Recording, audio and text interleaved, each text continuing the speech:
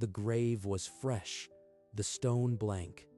Christopher stood alone in the snow, his breath clouding the frozen air. Christopher, I am sorry, but no doctor in this territory could have saved her. He didn't turn. The cold had already carved the truth into his bones. Scurvy leaves nothing to fight. Without fresh greens, the body breaks. In this climate, greens are a summer dream. Then I'll make it possible. There's no use fighting nature. She's gone. Number. I won't let another winter take anyone I love because of a leaf or a berry. But silently, he made a promise to the frozen earth and to her memory. He would find a way to grow life through the winter, even if he had to move the sun south with his own hands. He turned from the grave, not toward home, but toward the south face of his cabin, where the low winter sun barely touched. Days bled into weeks, but the promise he made at the grave did not fade. He found what he needed at the edge of town, a heap of cast-off lumber and old windows, half buried in snow. What in blazes are you doing with that rubbish, Christopher? Thomas Grady laughed, his breath a cloud of scorn in the frozen air. You think glass will keep out the cold? A glass room is colder than open air, man. Let him laugh. He doesn't know what I am building. Christopher didn't answer. He just lifted another window pane and set it carefully on his cart. You'll freeze yourself. And for what? A wife can't be brought back with a sunbeam. This isn't about bringing her back. It's about making sure no one else dies because of a missing vegetable. He loaded the last salvageable pane, turned his back on Thomas, and started pulling the cart home through the snow. He unloaded the cart beside the south wall of his cabin and began measuring the frozen ground. Within an hour, the sound of his hammer drew a small crowd of neighbors. From the huddle, a voice muttered loud enough for all to hear, "A cold room made of glass." The phrase clung to the air, repeated in smirks and sidelong glances. Call it what you will. The sun will decide. He sawed and nailed, the frame rising against the wall, while the crowd watched as if at a hanging. By dusk, the skeleton of a porch stood on the south side, bare timbers catching the last light. The neighbors dispersed, but their judgment remained. A fool building a glass coffin. Tomorrow, the glass. Then they'll see. And if they don't, it won't matter. I am not building for them. He ran a hand over the rough-cut lumber. The promise he had made at the grave was taking shape. He began fitting the first pane, the glass cold enough to burn his fingers through the gloves. Every seam must be tight. One draft can kill the heat. He pressed cloth strips and putty into every gap, working like a cobbler sealing a boot against snow. A sudden crack. One pane splintered under the pressure of his hand, a spiderweb of fractures spreading. Patience. A broken pane is a lesson, not a defeat. He salvaged another window from the pile and eased it into place, the fit truer this time. By the time the last pane was secured, the sun had long since set. The porch stood finished, a house of glass in the dark. Now we wait for the sun. If I am wrong, I've built nothing but a frozen cage. He stood alone in the silence, the empty porch reflecting nothing but the cold, indifferent stars. The real test would come at dawn. Until then, only hope kept him company. Dawn came clear and sharp, the winter sun crawling over the mountains and into the glass porch like liquid gold. Within minutes, the air inside softened. Frost on the panes began to melt, dripping slow tears. It's working. The trapped heat is real. Warmer than I felt in weeks. He checked the thermometer he'd hung from a rafter, 58 degrees and climbing. He rushed into the adjoining house, certain the warmth would have bled through the common wall. But inside, the air bit just as hard. The stove had burned out. The room was a cold tomb. The heat stays locked on the other side of the wall. I've built a beautiful trap, but no door for the warmth. He pressed his palm flat against the wall between porch and house. The surface was warm, but nothing moved. Vents, high and low. Draw the hot air in at the top.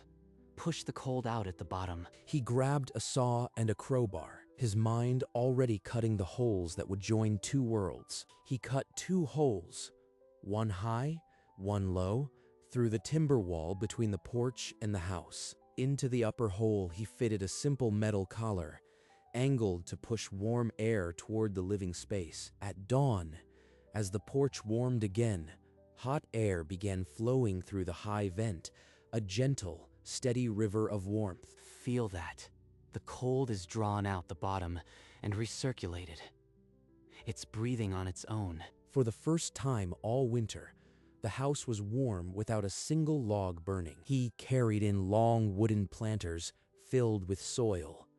Positioning them in the sun's path, he pressed seeds into the dark earth, each one a small rebellion against the season. Well, look at you, tending a garden in a snowdrift. Warmth alone won't feed anyone, Christopher. Thomas laughed, shaking his head as he trudged through the snow, his words trailing behind him. We'll see about that, Thomas. The sun's not finished with me yet. Each morning he checked the dark soil, watering it with melted snow, willing life from lifelessness. Come on. Anything. A single green thread would be enough. But the dirt stayed still. No sprouts, no green. Only the quiet ticking of the sun across the glass. Warmth doesn't grow food. Maybe Thomas is right. Maybe I've just built a glass tomb for hope. He closed his eyes and saw his wife in the final weeks, pale, gums bleeding, teeth loose. That can't happen again. I won't let it. He knelt again, pressed his fingers into the soil, and whispered a promise into the dirt. This soil will feed people. I just need to give it time. He covered the seeds again, tamped the earth gently, and waited for a miracle he couldn't yet see. The sun drifted lower. He stayed, as if his presence might coax life upward through sheer will. The morning light found pale green threads breaking the soil, so small he nearly missed them. Sprouts. They're real. The sun made a seed live. He laughed, a sound long absent, and headed toward town to share the wonder. But at the square, whispers froze him. Two women, hands on mouths, speaking of the Reynolds children, all three, taken by scurvy overnight. The youngest barely 4, buried before spring. 3 more children. My sprouts are useless if I can't feed them. The victory in his chest curdled. A handful of greens would not save a town. He needed a forest. The promise he made at the grave now demanded more than a single porch.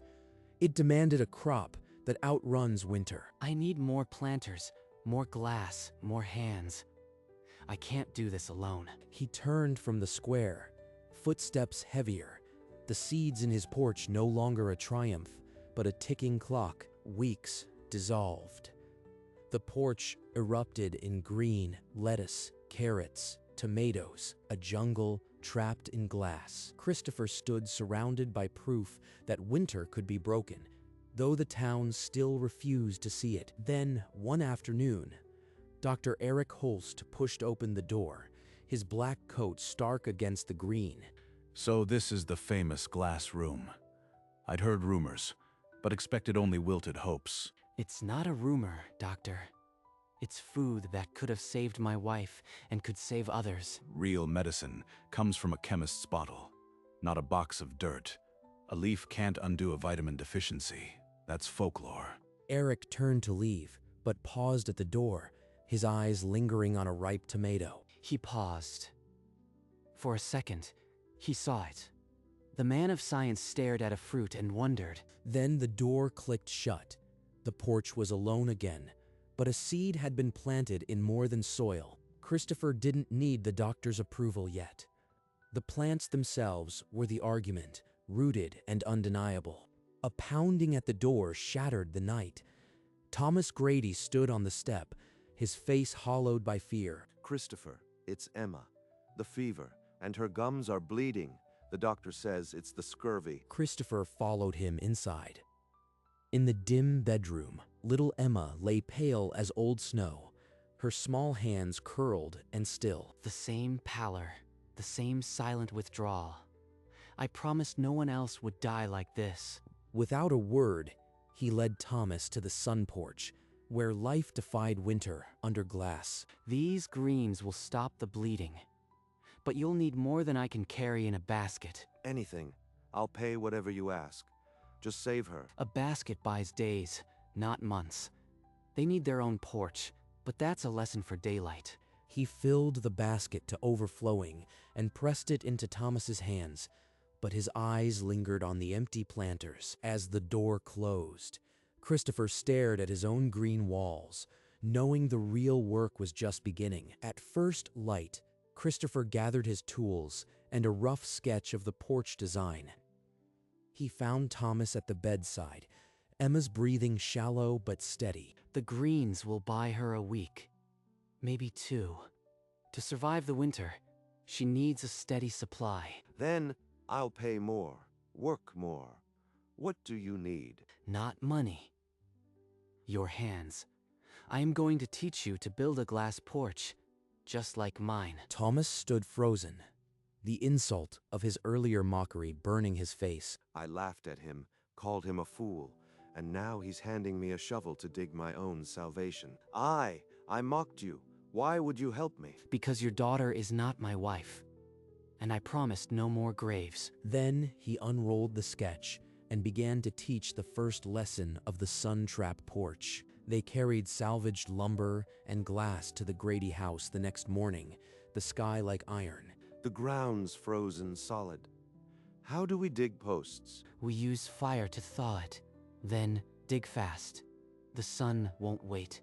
They built a small fire over the ground, then dug holes with blistered hands, the steam rising like prayers. For Emma, every swing of the hammer is one more day she gets. Day after day, the frame rose, Christopher showing Thomas how to seal every seam, every gap, every potential draft. No gap too small. Wind is the enemy, not the cold. Like caulking a boat, then. They fitted the final pane as the sun set, and the porch stood finished, a twin to Christopher's, born from desperation and love. Now, we fill it with dirt and hope. The glass will do the rest. They carried in planters filled with compost and soil, positioning them in the path of the low winter sun. Seeds from my own hand. For you, Emma, please take root. Weeks passed, marked only by the daily ritual of watering and waiting, the glass walls holding back the deep cold. Then, one morning, green sprouts pushed through the dark earth, small but undeniable. They're real. She'll live. Christopher harvested the first tender leaves and placed them on a plate beside Emma's bed. Emma's small fingers lifted a leaf to her mouth, chewing slowly, color already returning. This is what the promise meant. A life where hers ended. Within a week, Emma sat up in bed laughing, the scurvy retreating before the simple power of sun and leaf. One porch, one life. Now I need to build 100. By week's end, the story of Emma's recovery had spread like a lit fuse through the town. Families with sick children, mothers with hollow eyes, all pressing toward his door, begging for a share of the miracle. I can't give them all baskets, but I can give them hammers and seed. I can't feed everyone. But if you are willing to learn, I can teach you to build your own. And so the teaching began, not in a schoolhouse, but in his sun-flooded porch, with sketched diagrams and rehearsed lessons. But every group he taught bred 3 more waiting, and his own hands grew raw from demonstration. Day and night blur. I am teaching faster than I can rest, and still the line grows. He had no choice but to train others to teach in his stead. Yet the town still waited on the doctor's word. If Eric could see this now. But a doctor's pride is a thicker wall than any glass. He turned back to his newest students, knowing this movement would either outrun opposition or be crushed by it. Dr. Eric Holst strode into the porch as if it were a courtroom, his coat snapping behind him. This ends now. You are peddling weeds as medicine, and I won't stand by. They're not weeds, Doctor. They're what saved Emma Grady. Without asking, Eric seized a handful of leaves and stuffed them into a leather pouch. I'll analyze these properly. When I find nothing but cellulose and water, this farce is over. Take them. The truth doesn't need a diploma to speak. Eric brushed past the stunned students and into the snow, the pouch swinging like a trophy. He'll test them and find exactly what I know. Life packed into a leaf. Then, the whole town will see. But if he was wrong, and the tests showed nothing, the sick would keep dying. The sun doesn't need the doctor's permission to shine. Keep building. In the dim lamplight of his study, Eric placed the first leaf under the lens, expecting nothing but plant fiber. This will be quick. A few slides, a reagent test, and I'll have the proof to stop this nonsense. But the lens revealed not simple cells. Tiny compounds bloomed on the slide, structures he'd only read about in European journals. Ascorbic acid. But that's impossible. It only comes from fresh fruit, not a weed grown in a snowdrift. He ran the test 3 times, each result sharper than the last. The leaves held more vitamin C than any citrus he'd ever cataloged. I've spent 20 years treating scurvy with nothing but lemon juice and prayer. And this carpenter found the cure in a glass box. He closed the notebook and sat in silence, the weight of 100 dead patients pressing against his ribs. If I admit this, I destroy my reputation. If I hide it, I am killing the same children I swore to save. He opened the drawer where he kept the town's death records. Soon, he would have to add a different kind of entry. The sun doesn't need my permission. But maybe, just maybe, the sun needs a doctor to bear witness. The next morning, a softer knock came at the porch door. Eric stood there, prescription pad in hand, his face stripped of pride. Christopher, the tests. They confirmed it. Your leaves are richer in ascorbic acid than any citrus I've ever seen. I was wrong. Science and the sun, it seems, have been partners all along. He opened the pad and wrote 4 words that would change the town forever. Fresh greens daily.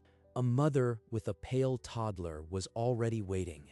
Eric pressed the note into her hand, then nodded toward the porch. From now on, I'll send every scurvy patient here. This isn't folk medicine, it's the prescription. A doctor writing prescriptions for a carpenter's garden. The world just flipped. He held out a basket of greens to the mother, whose eyes filled with desperate hope. The sun-trapped porch was no longer an experiment. It was a hospital ward, and the town was beginning to understand. Months passed like snow melt. Where there had been one glass porch, now there were dozens, each one a pocket of summer in the cold. Christopher walked those lanes, and the old label, "Cold Room of Glass," had been replaced by a new word, "Sun Trap." The weekly market had become a living testament. Farmers who once hoarded pickled goods now traded fresh spinach, carrots, and tomatoes in midwinter. Scurvy had retreated so fast, the doctor's ledger struggled to keep up.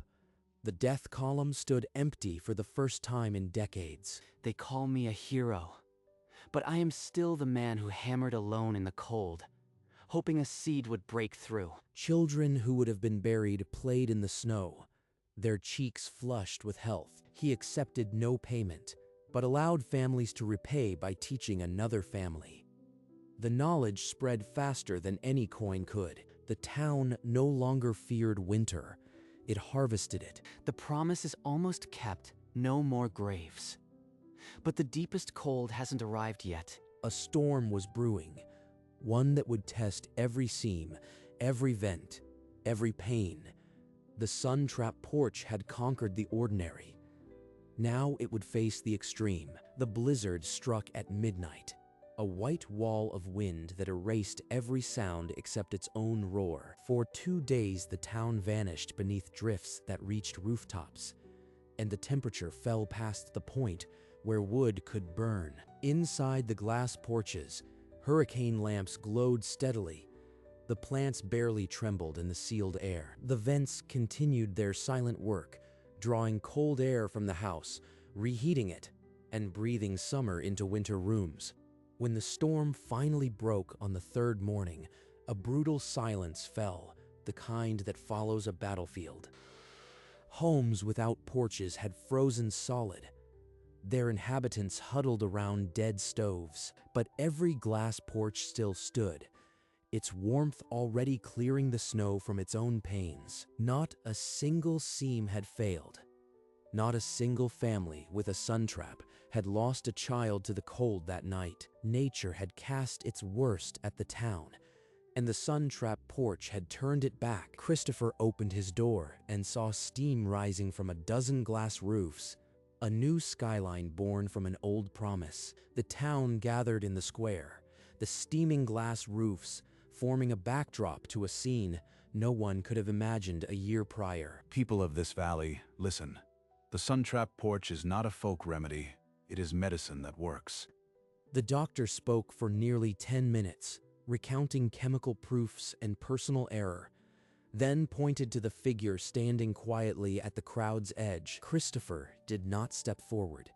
He let the porches speak, but a single tear traced through his beard before he turned away. He walked alone to the grave on the hill, the snow untouched except for his own tracks. He knelt and placed a small, potted tomato plant, roots wrapped in cloth, at the base of the stone. I promised no more graves. I kept it. But I couldn't save you. This is all I can bring, a piece of the sun you never saw. He stayed kneeling until the sun broke fully through the clouds, warming his back and melting the frost from the stone. Now, rest.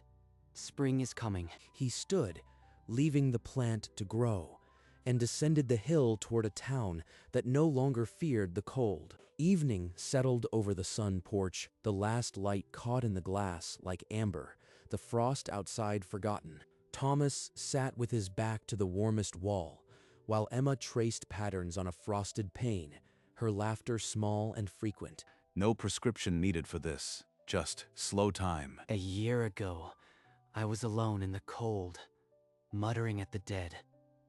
Now, this. The vents hummed softly, carrying the stored warmth of the day into the house, a quiet heartbeat. Outside, the last light caught the new porch roofs, a constellation of glass that had rewritten the meaning of winter. No more graves. Just green. Always. Emma, having found a fallen leaf, placed it gently on the doctor's knee, then ran back to her father. The sun finally set, but the porch glowed on, a lantern of life in the dark, the first of many. And inside that first sun trap, the man who built it finally rested, surrounded by everything he had saved. From the hillside, the house was just a shape buried in snow, but the glass porch burned like a lantern. Across the valley, a dozen other lights answered. Other porches, other families, same warmth. The steam rose from the glass, a quiet signal that winter had lost its bite. Inside, the figures moved slowly, their work done, their bellies full of summer. The sun dipped below the ridge, but it did not abandon the valley. It simply moved indoors. Where there had been dark windows and frozen despair, there were now squares of gold. The snow at the base of the porch had melted back, the only bare ground for miles. On the glass, a single drop of ice became water, and the winter wept its farewell. Dawn would come again, as it always had. But now the town knew how to catch it, and in that sun trap, the promise lived on, a fire that no blizzard could snuff out.